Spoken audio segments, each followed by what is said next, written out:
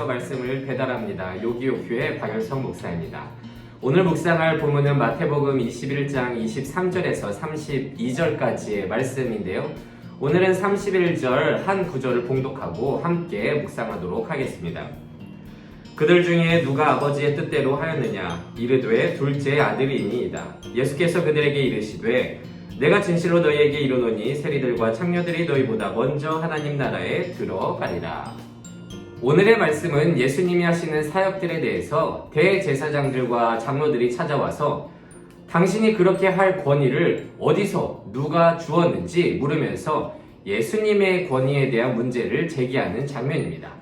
23절에는 이렇게 기록되어 있습니다. 예수께서 성전에 들어가 가르칠새 대제사장들과 백성의 장로들이 나와 이르되 내가 무슨 권위로 이런 일을 하느냐? 또 누가 이 권위를 주었느냐? 여기서 이런 일이란 본문 전에 기록된 성전을 정결케 하신 일과 그리고 성전에서 가르치시는 일들을 가리키는데요. 이 모든 일들은 공식적으로는 이스라엘의 백성들의 종교 생활을 책임지는 대제사장과 장로들의 역할이었습니다. 그런데 소위 아무 근본도 없는 자가 갑자기 나타나서 성전의 주인 행세를 하고 사람들도 예수님께로 몰려가니까 문제를 제기한 것이죠. 너의 권위가 어디에서 왔느냐? 여기 대제사장들과 장로들은 유대 율법에 의해 인정받은 자들이고 예수님은 어떤 신학적인 학업 없이 목수에서 시작한 그저 그런 사람이었기 때문에 예수님께서 행하시는 일들이 잘못된 것이라는 것을 사람들 앞에서 알리고자 했던 것입니다. 대제사장들과 장로들이 질문합니다. 내 권위가 어디에서 왔느냐? 그러니까 만약에 예수님께서 나의 권위가 하나님으로부터 왔다고 하면 신성 모독죄로 고발하려고 했던 것이고요. 그리고 사람에게서부터 왔다고 한다면 자신들이 이런 권위를 나눠주는 사람인데 당신에게 예수에게 부여한 적이 없다고 말하면서 지금의 인기를 끌어내리려고 했던 것입니다. 그런데 예수님은요, 오히려 그들의 질문을 역으로 질문을 하십니다. 그것이 25절에 기록되어 있습니다. 요한의 세례가 어디로부터 왔느냐? 하늘로부터냐? 사람으로부터냐? 예수님께서 던진 이 질문은 그들의 권위 질문에 대한 암묵적인 대답이었습니다. 많은 백성들은 세례 요한에 대해서 하나님이 보내신 선지자라는 것을 인정하고 있었습니다. 또한 이 세례 요한과 예수님의 관계는 이미 공개적으로 알려져 있었는데요. 그러니까 예수님께서 공세계를 시작하기 전에 요한에게서 세례를 받았었죠. 그리고 그 요한은 예수님을 자신보다 더 큰 이라고 사람들 앞에서 선포하였습니다.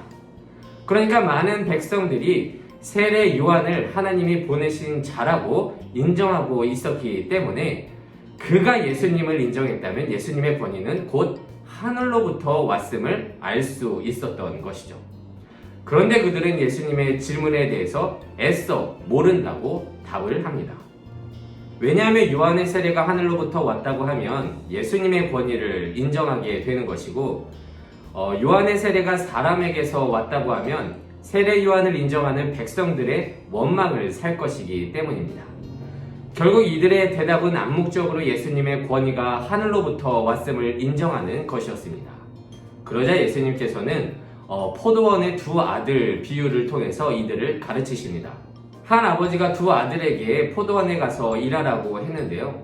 맏 아들은 예 하고 가지 않았고 둘째 아들은 싫다고 대답했지만 그 후에 뉘우치고 갔습니다.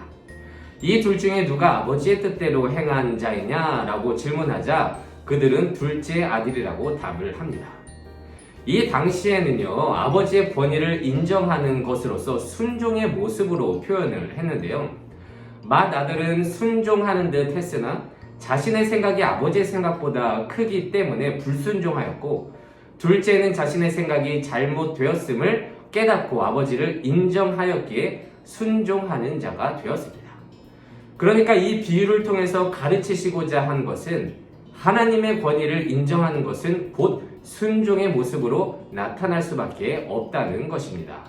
하지만 바리새인과 장로들은 하나님을 인정하고 믿는다고 했지만 하나님보다 자신들의 생각이 더 컸기에 사람들이 모두 인정하는 요한도 무시하면서 그에게 세례도 받지 않았고, 그 요한이 세례를 준 예수님마저도 무시함으로써 하나님의 말씀을 불순종한 믿음 없는 자들인 것을 스스로 증명하게 되었습니다.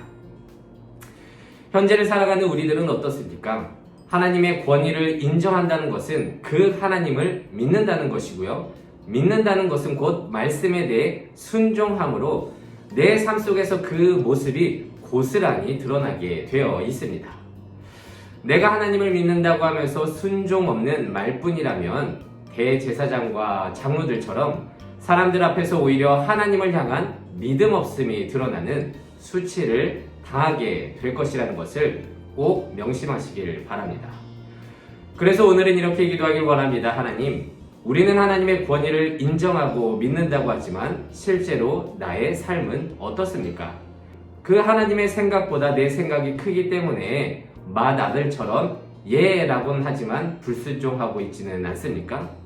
부디 우리에게 둘째 아들처럼 늦게 깨달을지라도 순종할 수 있는 자들 되게 하여 주시옵소서.